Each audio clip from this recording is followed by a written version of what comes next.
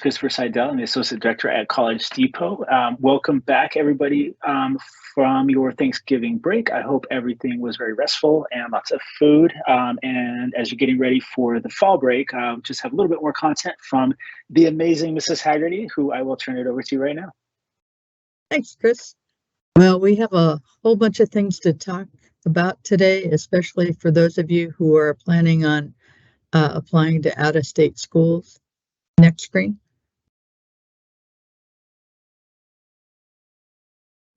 This is the last Tuesday senior advisory presentation of the semester. So we're going to focus on pretty much anything you might need for finishing touches for out-of-state.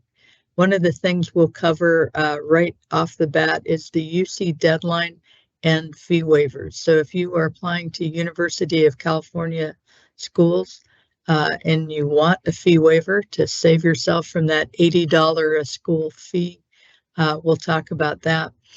College Depot has some FSA ID and FAFSA Labs coming up in December and January. We'll talk about that. And then next steps for early decision 2, some scholarships, and just opportunities. All right, let's begin. So if you're applying to University of California schools, that deadline is coming up soon. It's November 30th, and that means a minute before midnight. But that is midnight in California, which means it would be 1 o'clock our time. What I would really tell you is, oh my gosh, don't even come close to that deadline. We want you, if you're applying to UC schools, please try to finish today or tomorrow so that you're not even on the day where the system could possibly crash. Next screen. Many of you might want a fee waiver, and especially for those of you who well, pretty much everybody qualifies, so you might want to look at different ways to get fee waivers. But know this, that UC schools will waive only 4 application waivers to 4 campuses. So there's 9 different schools that offer undergrad. You can only get waivers for 4 of them. Okay. And the waivers are for U.S. citizens and permanent residents only. Fee waivers can't be applied to more than 4 campuses. So if you apply to more than 4, you'll need to pay $80 for each additional school. If you want to apply for a fee waiver, you can see if you automatically qualify within your UC application. So if you enter your family size and income in the About You section, you'll see if you've qualified for an application fee waiver when you select your campuses in the Campuses and Majors section. A message will appear on that page with real-time feedback about how many campuses you can apply to for free. So if I were you, I would take a picture of this screen if you want a fee waiver. Now, what if you don't qualify using their fee waiver calculations in the About You section? What if you don't qualify? Then here's another suggestion. Next screen. If you don't qualify for a fee waiver internally, you may qualify for a College Board, in other words, an SAT fee waiver or an ACT fee waiver. But if you don't qualify for the UC fee waiver, you may use another fee waiver by selecting the pay by check, mail option, and then contact the UC Application Center to see how to send the fee waiver. Okay, just so you know. Just keep in mind that your counselor does have some superpowers and may be able to give you a NACAC fee waiver, but don't send it after the deadline. You have to send it before the deadline. That means your counselor may be able to give you a NACAC fee waiver and send it electronically. Next screen. Now, I know this thing is saying the FAFSA is open, but well, almost open. It will be open by December 31st. We at least know that. Next screen. So let's take just a quick look. If you were applying to out-of-state schools, you should by now have filled out the CSS profile. What if you're doing regular decision? Well, okay, you've still got at least a month before you need to turn that in. But if you are applying early decision 2 or early action 2 or regular decision, make sure that you are turning in your CSS profile at the appropriate time. In other words, if I'm doing ED2 and that's got a 12/1 deadline, I need my CSS profile to be done by that time too. You might have to send some supporting documents to the IDoc, which you'll be able to access along with the CSS profile on the College Board site. And it might ask you for your parents or your federal tax returns from 2022, any tax schedules, W-2s, 1099 forms. Might ask you for some non-tax filer statements. In other words, let's say you didn't file taxes because you didn't work, then you just need to fill out that you did not pay taxes and sign it. It's called a non-tax filer statement, or some other documents that you might that might be required for verification. And then in December, probably late in December, we only know that it will be open by the 31st, but we haven't heard that it would be opening before then. Okay, so that's when the FAFSA will open. Next screen. So you want to do the FAFSA because you can qualify for federal aid like low-cost loans, grants, and work study. You might also need to file the FAFSA to qualify for some type of institutional aid from the school. It also offers work study if you're eligible. You don't have to accept all aid, like if you're offered work study, but you don't ultimately choose to do work study, you don't have to accept it. And also situations change. So we want you to make sure that you are taking advantage of any possible avenue to earn extra money to pay for your college costs. To qualify, you may have to submit the FAFSA. So that's why it's so important. In the little yellow area, it says opens October 1st, but we know that this year, at very latest, it will be opening on December 31st. Next screen. So what can you do in the meantime? Well, there's a couple things you can do. There's an FSA ID Lab that will be offered on Saturday, December 2nd. So that's coming up this weekend. That runs from 12:30 to 3:30 at College Depot in the Burden Bar Library on the second floor.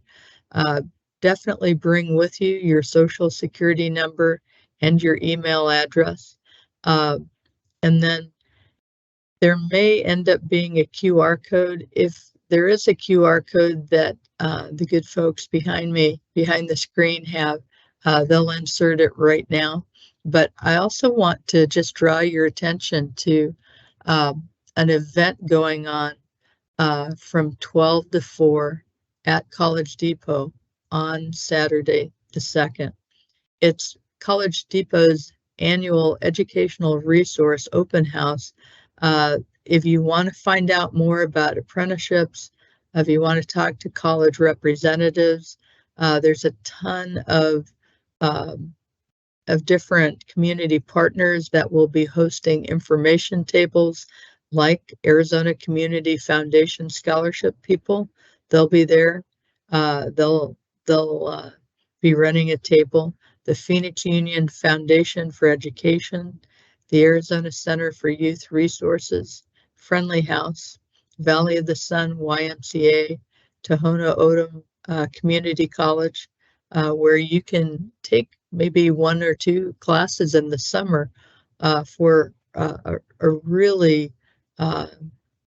small amount of money. Glendale Community College will be there representing Maricopa Community Colleges. University of Arizona will be there. There'll be a host of apprenticeship providers, and they'll also be running the lab. Who knows? They might also be offering some prizes and some raffles there while you're there. But it says that they're fully booked. Go anyways. We don't care. There's always going to be space at College Depot. So go for it. But I hope you'll go this weekend from 12 to 4. I'll be there for part of the time too. Next screen.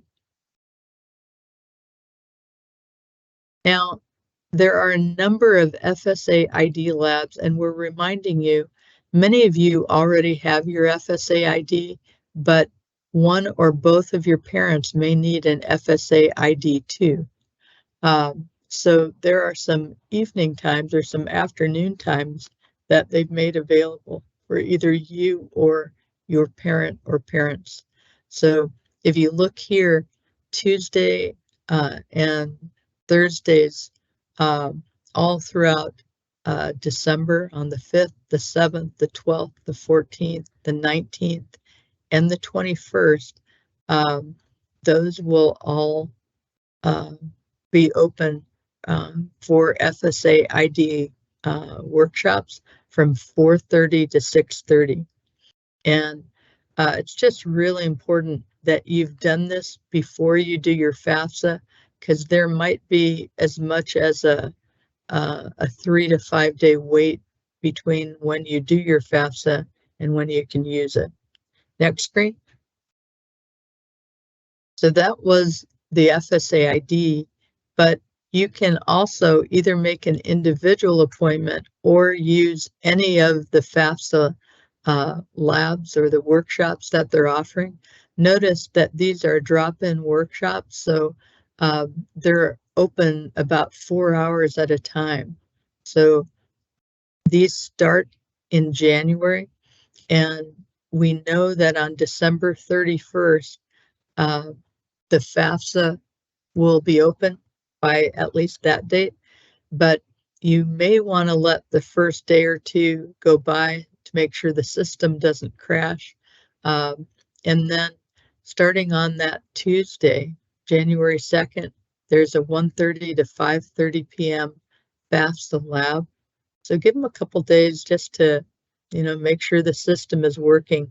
But then just take a look all throughout January. You'll have opportunities to go down to College Depot in person, and you can also get free virtual assistance by making an appointment on tiny.cc/CD request. Next screen. This is a way that we have of looking internally. This is from last year. So about a year ago, this is what it looked like. I want you to just take a quick look. Which schools are in better shape? Those are the ones in red. So if we look at the school that had the most FAFSAs completed right off the bat, it was bioscience. And coding did really well, and so did Wilson. You can tell that because anything in red or gray means that a FAFSA has been submitted. And even if something says incomplete, incomplete just means that something didn't quite match, like maybe a student had moved and so their address had changed, but they've still submitted and they were still eligible. So what we will be doing is once the FAFSA is out, we'll be getting these weekly. It gives us an update and a way to really look at which students have done their FAFSA. We get it information that comes to us individually by student, so we'll be able to track who still needs help. But what we really are hoping is that in that first week, go back to the last screen, please. In this first week of January, we're hoping that the majority of students that are participating, like right now, the small schools that are listening to these, we really want you to get your FAFSA done in that first week. Pretty much the research shows that schools that push the very beginning when it opens, those kids end up getting the most money. And research also shows that kids who have a FAFSA are way more likely to take the next step of enrolling and attending a school. And we really want that for you. Next screen. So let's talk about some opportunities coming up. Next screen. There are some great schools that offer early decision too. I've gone through the list. Every school that offers early decision too, from A through Z, literally, I've put on this list if they meet 100% of need. So if you want to take a picture of this screen, or if you want to come back to it a little bit later and look at the recording or look at the PowerPoint that we're going to post under PXU class of 2024, that would be worth your while. Some of you are about to find out in the next couple weeks that you maybe did ED1, but maybe you didn't get accepted, in which case you would still have ED2 as a possibility. There are a couple of these schools, like Reed, I think, has a really early ED2 date. I think their date is on December 20th, but the majority of these schools have ED2 dates, deadlines that are in January. Okay, so check them out. There's still a ton of great schools that offer 100% of demonstrated need. Just remember, early decision 2 is binding also. So if you apply ED2 to any of these schools, you can only do it for one school. So choose wisely. Make sure it's a school that doesn't have such a small percentage of acceptances that you're not really giving yourself a chance. Take a look at your GPA, your test score, and what that school's averages are. And just remember, ED2 has a later deadline than ED1. Usually that means that you'll find out in February whether or not you got in. And financial aid offers for ED2 are just slightly less generous than ED1, but they still meet full need, the schools that are on this list. Next screen. If you want to look on your own to kind of check out schools, go ahead and log on to your Common application, your dashboard, and then to the right on your dashboard, you'll see a button that says Application Requirements.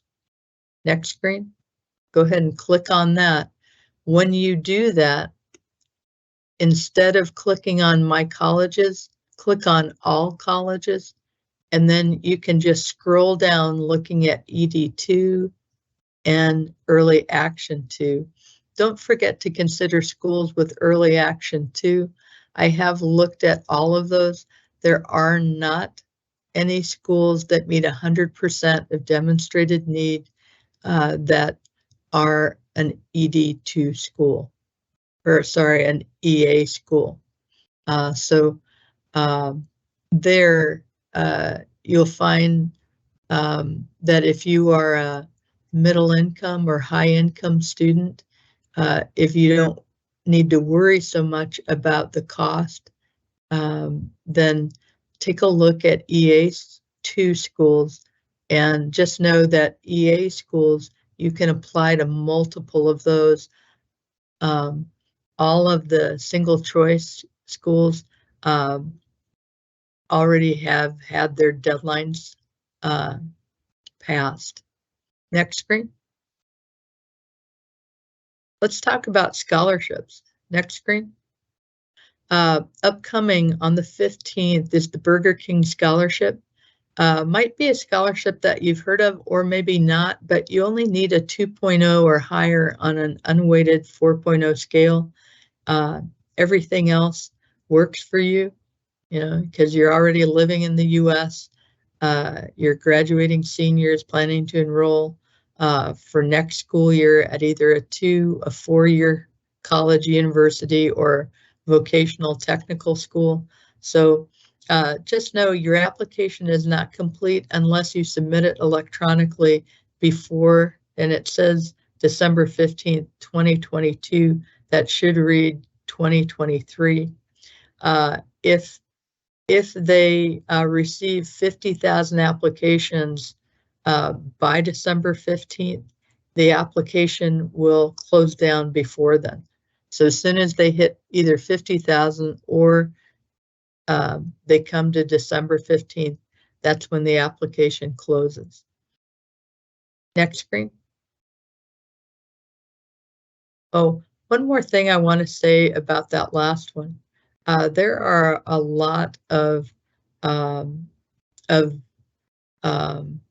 applicants that are chosen. Last year, I believe they selected 3,200 students, and the amount varies from 1,000 to 60,000 on these Burger King scholarships. So it could potentially really pay off for you. Next screen. The Arizona Community Foundation general application goes live on January 1st. And what we want is to make sure that you know where to look, because this will happen while we're on break. Winter break is a fantastic time for you to just work on scholarships that are coming up. And the Arizona Community Foundation is the largest single source of scholarships for Arizona students. They have over 100 scholarships that they house within their foundation. So you would click where it's boxed in red at the top there on scholarship seekers. If I were you, I would bookmark that. You do one application and are potentially then eligible for hundreds of different scholarships. So it filters based on what your answers are. Next screen. There's also the Door of Opportunity Scholarship Fund. We really, really want you to consider this. This one was worth quite a lot of money, and it's an easy application to do. In red, I've got the link there. They might be sneaking that into the Q&A right now, but the George Snow Door of Opportunity Scholarship, you'll easily find by going to that link, or if you clicked on scholarships here at the top and then you scroll down, you'll see Door of Opportunity. If you click on that, you'll land on this page. Click here where it says apply here. Just know February 1st is the deadline for that. That's really an 8:59 deadline for us. Next screen. To be eligible, you have to be a high school senior. You have to attend high school in a qualifying region. Arizona is a qualifying region. You must have financial need. You don't even have to have done your FAFSA to qualify for this one. You just have a way of proving your financial need. You don't need to turn in a GPA or a test score, and all citizenship statuses are accepted, but you can't be undocumented. So if you're a permanent resident, if you're here on asylum, if you're a refugee, you are eligible. The deadline is February 1st, and this one is worth $12,500. Next screen. So why should you apply? Because you're going to receive money each year. It's about, I think, a little bit over $4,000 a year.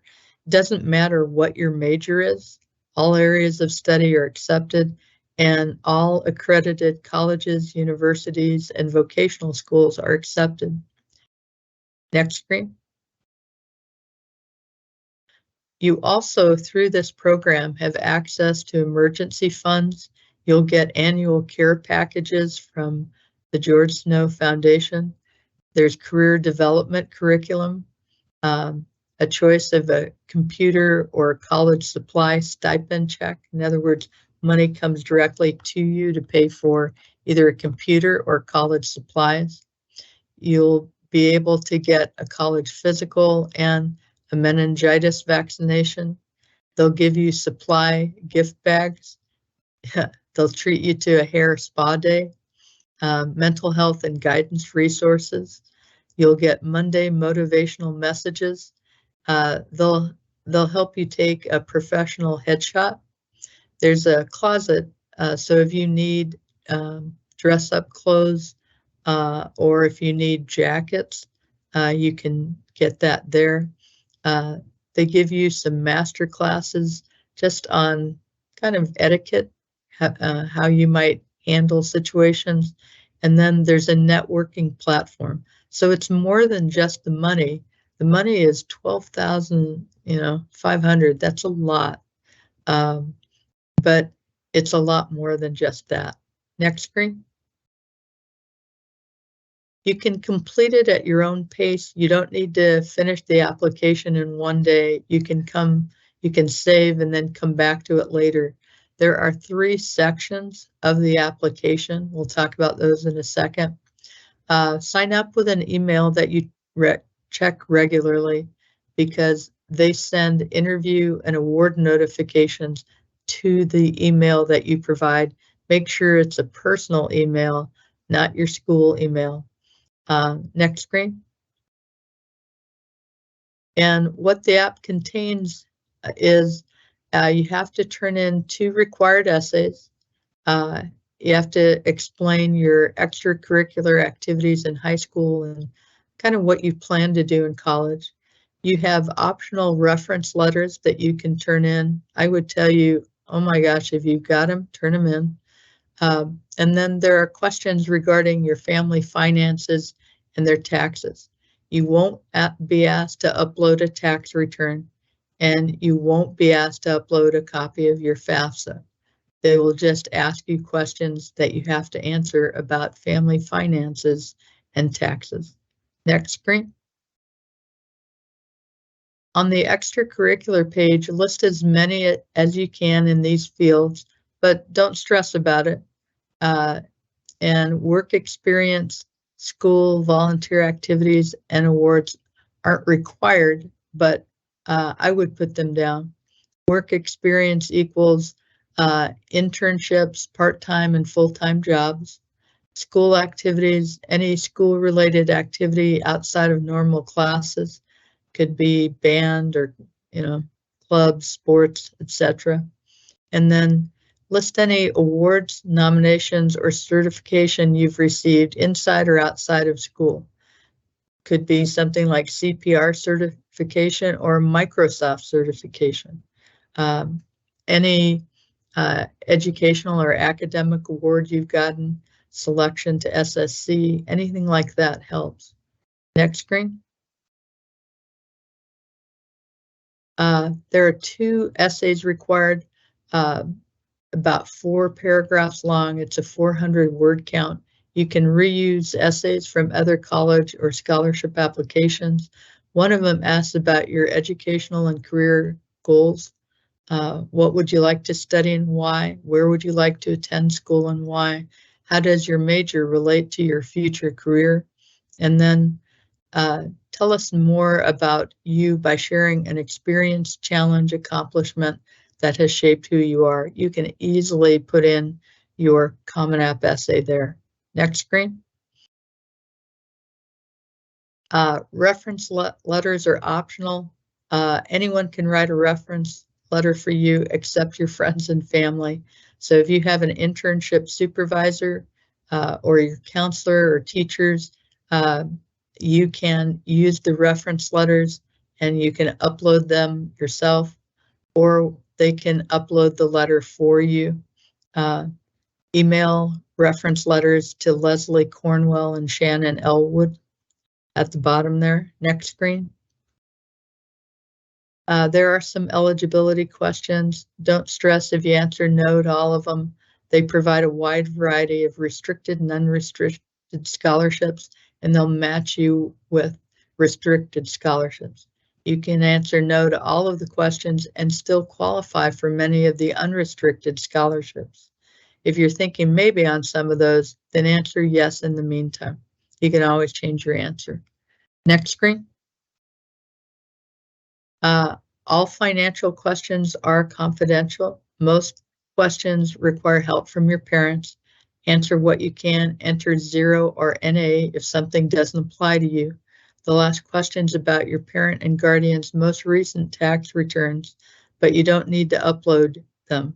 You also don't need to upload the FAFSA. Next screen. And timeline is just apply by February 1st. Interviews are granted in late April. Awards are notified in early May. There's an orientation which is required on June 1st, an awards ceremony that happens right after that. And then off to college, it says fall 2023, but we know that means fall 2024. Next screen. And that's it. If you have more questions, definitely ask me about this. We did have students last year who won this scholarship that were from Phoenix Union, and I know some specifically one from Bio as well. So we hope that you'll apply. Thanks for listening today. We will tune back in with you in January to talk about out-of-state topics. We're going to talk about ASU and some other scholarships this Thursday at 10. We'll see you then.